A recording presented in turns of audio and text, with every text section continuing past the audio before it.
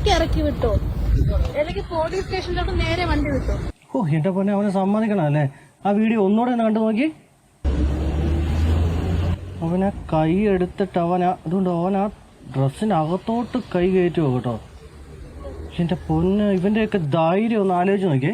എന്തായാലും ആ പ്രതികരിച്ച സഹോദരിക്ക് സല്യൂട്ട്. പിന്നെ ആ ബസ്സിലിരുന്നിട്ട് ഒരക്ഷരം പോലും മിണ്ടാതിരുന്ന യാത്രക്കാരുണ്ടല്ലോ, അവർക്കും ഒരു സല്യൂട്ട്. ഇവനിട്ട് ഇത് കിട്ടിയാൽ പോരാ, അടിച്ചവനെ ഉണ്ടല്ലോ മോന്ത ഒന്നും പറയുന്നില്ല.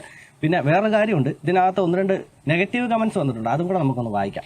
ഡ്രസ്സ് പൊക്കി അവളെ പിടിക്കുന്നത് വരെ അവൾ വീഡിയോ എടുക്കുന്നു, അവളെ പിടിക്കുന്നത് വരെ അവൾ വെയിറ്റ് ചെയ്തു. നോക്കൂ, നായിൻ്റെ മോള് ആരെ കാണിക്കാനാ പിന്നെ ഈ നാടകം? കഷ്ടം, അവൻ അത് ചെയ്യുന്നത് വരെ വീഡിയോ പിടിച്ച് റിച്ച് ആവാൻ നോക്കുക അല്ലേ? പ്രതികരിച്ചതിന് നന്ദി. എന്നാൽ ആ വീഡിയോ കിട്ടാൻ വേണ്ടി ശരീരത്തിൽ ഇത്രയും തൊടുന്നത് വരെ മിണ്ടാതെ ആദ്യം ഇരുന്നല്ലോ. സത്യം പറഞ്ഞ ഈ കമന്റുകൾ ആദ്യം വായിച്ചു കഴിഞ്ഞപ്പോഴത്തേക്കും എനിക്കും അങ്ങനെ തോന്നി കേട്ടോ.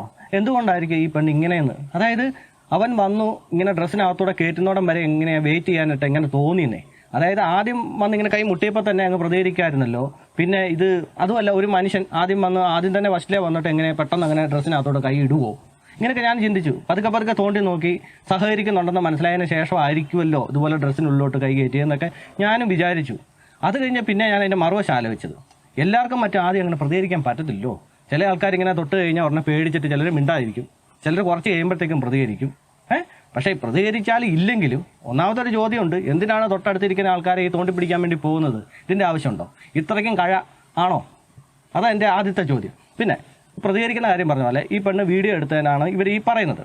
അപ്പം ഞാനൊരു വശം കൂടെ പറഞ്ഞുതരാം. ചില ആൾക്കാർ ഞാൻ ഈ പറഞ്ഞ പോലെ ഈ വീഡിയോ എടുക്കാതെ ഇങ്ങനെ പ്രതികരിച്ച് കഴിഞ്ഞാൽ അവസാനമായിരിക്കും പ്രതികരിക്കുന്നത്. അപ്പോൾ വീഡിയോയ്ക്ക് അത് ശരിക്കും കാണത്തില്ല. അപ്പോൾ ഇവർ പറയുന്നത് എന്തായിരിക്കും അറിയോ? അതിനകത്തൊന്നും കാണാനില്ലല്ലോടി, നീ ചുമ്മാ തള്ളല്ലെന്ന് പറയും. അതേസമയം ഇപ്പുറത്തെ വശം ചിന്തിക്കുന്നവർക്കും അവർക്കും ചിന്തിക്കാം, ഈ പറഞ്ഞ പോലെ ഇത്ര നേരം എന്തിനാണ് വെയിറ്റ് ചെയ്തത്, അവൻ അത്ര നേരം സഹകരിച്ച് കൊടുത്തോണ്ടല്ലേ അവൻ കൈയേറ്റി, അങ്ങനെയും ചിന്തിക്കുന്നവരുണ്ട്.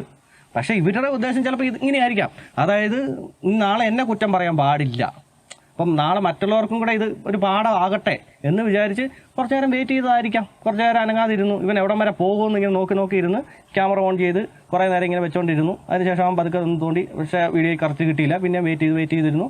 അവസാനം അവൻ കൈ കയറ്റിയപ്പോൾ വീഡിയോ കറക്റ്റായിട്ട് കിട്ടി. അന്നേരം പ്രതികരിച്ചു. എന്നാലല്ലേ ഉള്ളൂ മറ്റുള്ളവരെ കാണിക്കാൻ പറ്റുള്ളൂ എന്നും അങ്ങനെ ചിന്തിച്ചായിരിക്കാം. പിന്നെ പല വശങ്ങളുണ്ടേ, നമുക്ക് എങ്ങനെ ഏത് രീതി വേണമെങ്കിലും ഇതിനെ വളച്ചൊടിച്ചെടുക്കാൻ പറ്റും. അപ്പോൾ ഈ വിഷയത്തിൽ നിങ്ങളുടെ അഭിപ്രായം എന്താണെന്ന് വെച്ചാൽ ഒന്ന് പറഞ്ഞേക്കണേ. എൻ്റെ അഭിപ്രായം ചോദിക്കരുത്, ഞാൻ പറയില്ല. പ്രത്യേകിച്ച് ഈ വിഷയത്തിൽ ഞാൻ മിണ്ടത്തില്ല, എനിക്ക് പേടിയാ എൻ്റെ പറഞ്ഞോ.